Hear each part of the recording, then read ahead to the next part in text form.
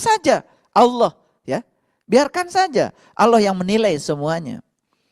Tetapi kita juga jangan menjadi orang yang sedikit-sedikit terserah Allah, sedikit-sedikit terserah Allah. Kan Allah terserah kita. Kan Allah udah bilang, aku terserah kamu. Bukan kita terserah Allah. Berjuang sekeras mungkin untuk membaikkan diri kita, setelah itu baru berserah diri kepada Allah. Itu berserah diri yang benar.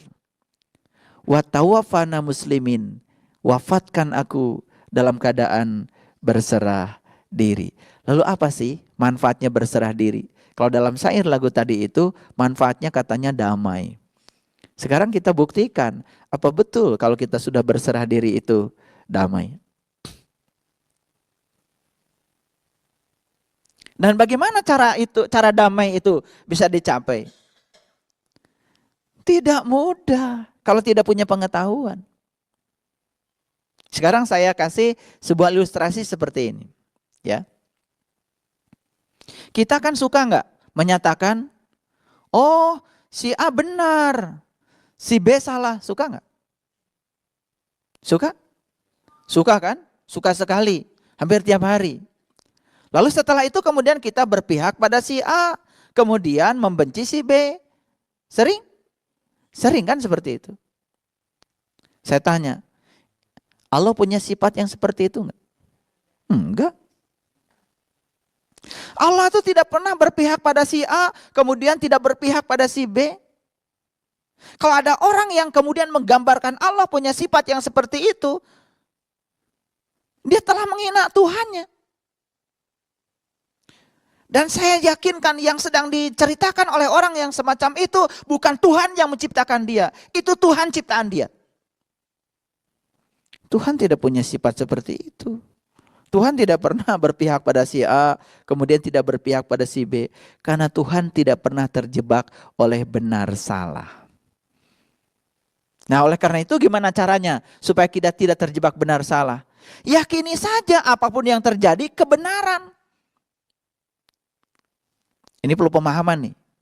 Ulangi lagi, supaya tidak terjebak benar salah, yakini saja segala sesuatu sebagai kebenaran. Yang terjadi, terjadilah. Tugas kita menangkap pesan di balik semua yang terjadi. Yang terjadi kita sukai, yang terjadi kita tidak sukai, tangkap saja. Di balik itu maksud Tuhan apa? Kan itu yang membuat kita jadi pintar. Makanya dua kata terakhir dari Asmaul Husna, ar-rasid baru as-sabur.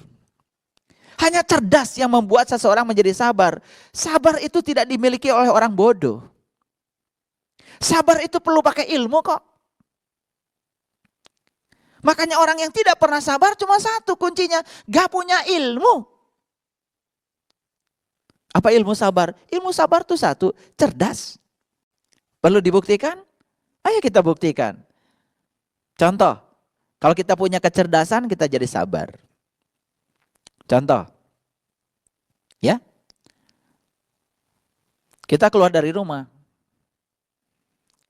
Dalam diri kita ada rasa cemas, rasa cemas, rasa cemas. Cemasnya sederhana. Misalnya, mobil saya baru saja dicuci, ya, takut kotor, takut kegesrek, atau apa saja. Cemas. Perhatikan. Saat sedang cemas, sebetulnya ya tubuh kita sedang memancarkan hado, gelombang kecemasan. Dan gelombang kecemasan yang dipancarkan oleh tubuh kita yang 70% air ini, itu kan menyebar ke lingkungan. Betul nggak? Apa yang akan terjadi? Begitu terjadi, betul-betul ada yang menggresek, ada sepeda motor, kemudian ada yang seret, ya, menggesek mobil kita. Saya tanya, dua kemungkinan kan? Ada yang tersenyum dan ada yang marah. Betul nggak? Yang cerdas nih, yang cerdas. Luar biasa.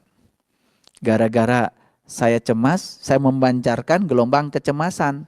Ternyata apa yang saya cemaskan betul-betul terjadi. Ini salah saya. Marah nggak? Enggak, malah dia bisa jadi tersenyum. Dia mentertawakan ya kejadian yang baru terjadi, yang sederhana tadi ya, karena kesalahan dirinya sendiri. Enggak ada orang lain yang disalahkan. Tapi orang yang tidak sadar pasti akan keluar mobil, kemudian dia akan mengejar apa? Orang yang ya, membawa sepeda motor tadi yang kemudian menggesek mobil kita dan kemudian dia marah-marah. Betul?